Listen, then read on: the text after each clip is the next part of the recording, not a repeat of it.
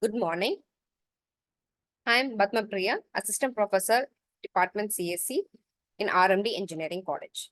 Today, we are going to see about the topic OSI versus TCP IP architecture, the differences between OSI architecture and TCP IP architecture in the subject 21 CS 501 Computer Networks.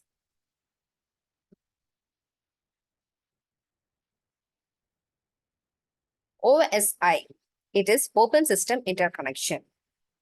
TCP IP, Transmission Control Protocol or Internet Protocol. The differences between OSI architecture and Internet architecture is being classified over here. First of all, the first main difference is OSI is based upon ISO, International Standard Organization. It is a reference model. Internet architecture, it is the architecture which is being done in the Department of Defense. In OSI architecture, we are having 7 layers. In Internet architecture, we are having 4 layers. The OSI architecture is a theoretical model which is used for computing system, whereas the Internet architecture is a client-server model used for transmission of data over the Internet. The transport layer which is present in the OSI architecture guarantees the delivery of packets, whereas in TCP/IP model, the transport layer does not guarantee the delivery of packets. Still, the TCP/IP model is more reliable.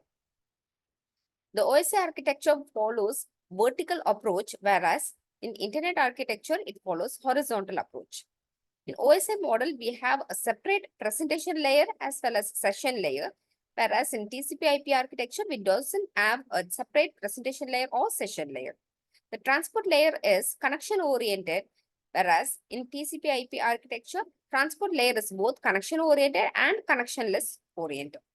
The network layer in OSI architecture is both connection-oriented and connectionless, whereas in Internet architecture, the network layer is connectionless. The protocols are hidden in OSI model and are easily replaced as the technology changes. Whereas in TCP/IP architecture, replacing the protocol is not at all easy.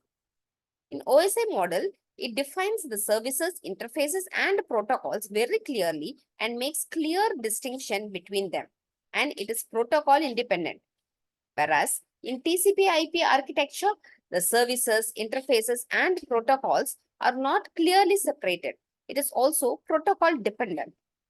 In OSI architecture, the network layer defines routing standards and protocols. In TCP/IP architecture, it uses only the internet layer. OSI model uses 2 separate layers, that is physical layer and a data link layer, to define the functionality of the bottom layers.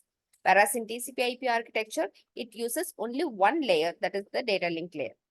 The minimum size of OSI header is 5 bytes, whereas in TCP/IP architecture, the minimum header size is 20 bytes. Thank you.